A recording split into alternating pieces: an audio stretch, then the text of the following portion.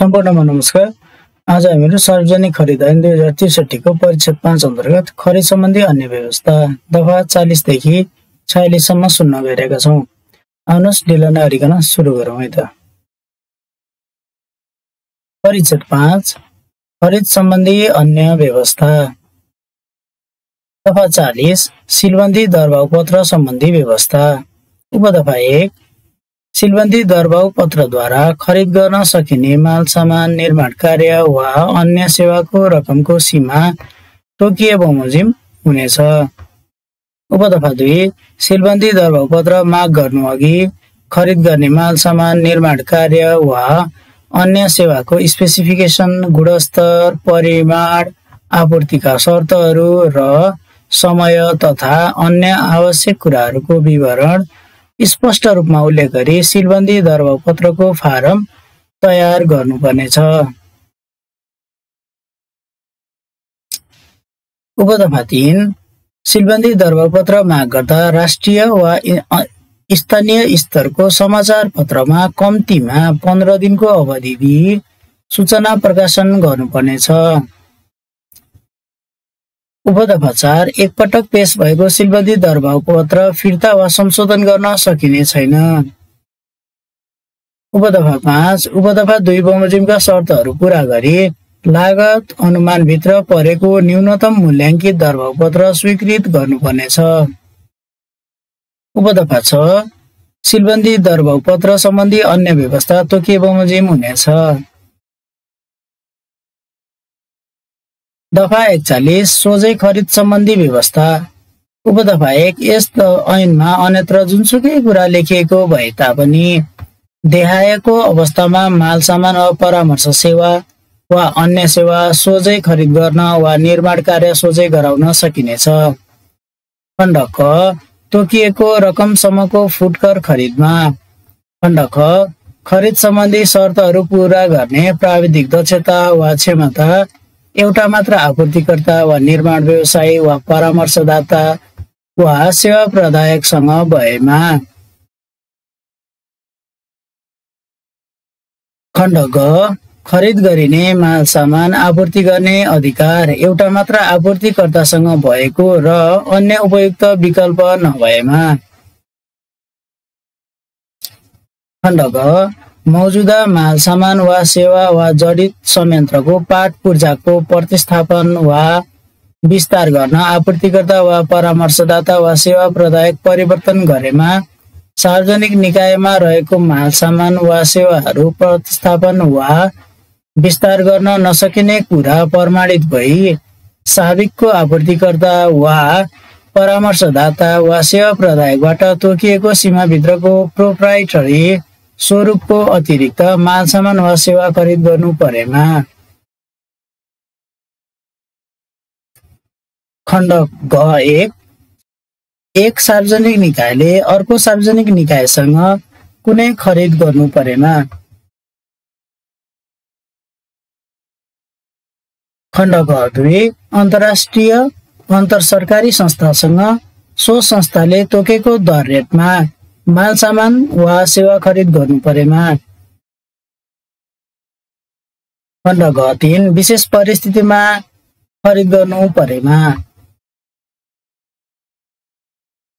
खण्ड घ पूर्वानुमान गर्न नसकिएको कारणले सुरु सम्झौतामा समावेश नभएको र सुरु सम्झौताबाट अलग गरी सम्पन्न गर्न प्राविधिक वा आर्थिक कारणले कठिनाइ हुने भई तोकिए बमोजिमको सीमाभित्रको अत्यावश्यक निर्माण कार्य, माल सामान, परामर्श सेवा वा अन्य सेवा खरिद गर्नु परेमा।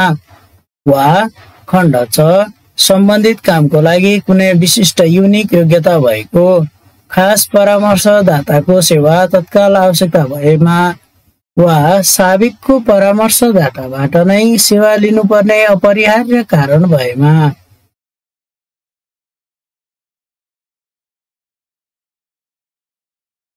उपदफा 2 यस दफामा अन्यत्र जुनसुकै कुरा लेखिएको भए तापनि उपदफा 1 को खण्ड ख, ङ र च बमोजिम खरिद गर्दा दफा 2 को खण्ड ख को उपखण्ड 1 बमोजिमको सार्वजनिक निकायको हकमा देहाय बमोजिमको समितिको सिफारिसको आधारमा नेपाल सरकार मन्त्री परिषदबाट निर्णय भए बमोजिम खरिद गर्नुपर्नेछ र अन्य सार्वजनिक निकायको हकमा सो निकायको सर्वोच्च कार्यकारी निकायबाट निर्णय भए बमोजिम खरिद गर्नुपर्नेछ। खण्ड क मुख्य सचिव नेपाल सरकार संयोजक। खण्ड ख सचिव अर्थ मन्त्रालय सदस्य। खण्ड ग सचिव सम्बन्धित मन्त्रालय सदस्य। खण्ड ग महालेखा नियन्त्रक सदस्य।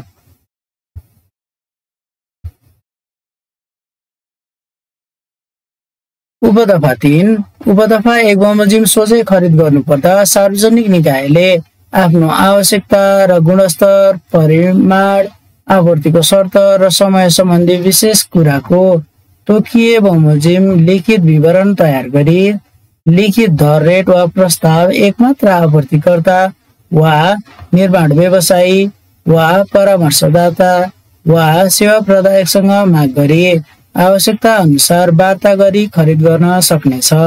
तर यसरी खरिद गर्दा यस ऐन बमोजिम कुनै अधिकारीबाट स्वीकृति लिनुपर्ने भएमा पूर्व स्वीकृति लिएर र सम्झौता गरेर मात्र खरिद गर्नुपर्नेछ। दफा 42 राशन खरिद सम्बन्धी विशेष व्यवस्था। उपदफा 1 यस ऐनमा अन्यत्र जुनसुकै कुरा लेखिएको भए तापनि सार्वजनिक निकायले राशन खरिद गर्दा देहायका विषयमा तोकिए बमोजिमको कार्यविधि अपनाउनु पर्नेछ। खण्ड क लागत अनुमान र सोको स्वीकृति। खण्ड ख मूल्य वृद्धि। खण्ड ग बोलपत्र दाताको ग्राह्यता। खण्ड ग बोलपत्र जमानत। खण्ड ङ बोलपत्रको दाखिला र खण्ड च तोकिए बमोजिमको अन्य विषय। उपदफा 2 उपदफा 1 मा उल्लेख भए बाहेकका अन्य कार्यविधिहरू यस ऐनमा व्यवस्था भए बमोजिम नै हुनेछन्। दफा 43 घर जग्गा भाडामा लिने र सेवा करारमा लिने सम्बन्धी व्यवस्था। यस ऐनमा अन्यत्र जुनसुकै कुरा लेखिएको भए तापनि सार्वजनिक निकायले घर जग्गा भाडामा लिँदा वा तोकिए बमोजिमको सेवा करारमा लिँदा तोकिए बमोजिमको कार्यविधि अपनाई खरिद गर्न सक्नेछ। दफा 44 उपभोक्ता समिति वा लाभग्राही समुदायबाट काम गराउन सकिने। उपभोक्ता समिति वा लाभग्राही समुदायबाट निर्माण कार्य गराउँदा वा सो सम्बन्धी सेवा प्राप्त गर्दा मितव्ययिता, गुणस्तरीयता र दिगोपना अभिवृद्धि हुने भएमा वा परियोजनाको मुख्य उद्देश्य नै रोजगारीको सिर्जना गर्ने र लाभग्राही समुदायलाई सहभागी गराउने भएमा उपभोक्ता समिति वा लाभग्राही समुदायलाई तोकिए बमोजिमको कार्यविधि पूरा गरी त्यस्तो कार्य गराउन वा सेवा लिन सकिनेछ।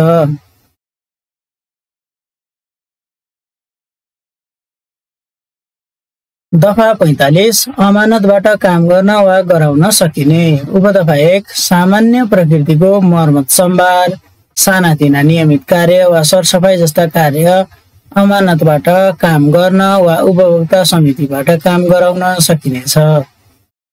उपदफा 2 उपदफा 1 बमोजिम काम गर्दा वा गराउँदा पूरा गर्नुपर्ने कार्यविधि तोकिए बमोजिम हुनेछ। दफा 46 गैर सरकारी संस्थाबाट काम गराउन सकिने। जनचेतना सम्बन्धी तालिम, अभिमुखीकरण, सबलीकरण, मूल प्रवाहीकरण जस्ता कार्य गैर सरकारी संस्थाबाट गराउँदा छिटो छरितो, प्रभावकारी र मितव्ययी हुने भएमा सार्वजनिक निकायले गैर सरकारी संस्थाबाट तोकिए बमोजिमको प्रक्रिया अपनाई त्यस्तो कार्य गराउन वा सेवा प्राप्त गर्न सक्नेछ। हस्त साथीहरू, आज हामीहरूले सार्वजनिक खरिद ऐन 2063 अन्तर्गत परिच्छेद 5 खरिद सम्बन्धी अन्य व्यवस्था दफा 40 देखि 46 सम्म सुन्यौं।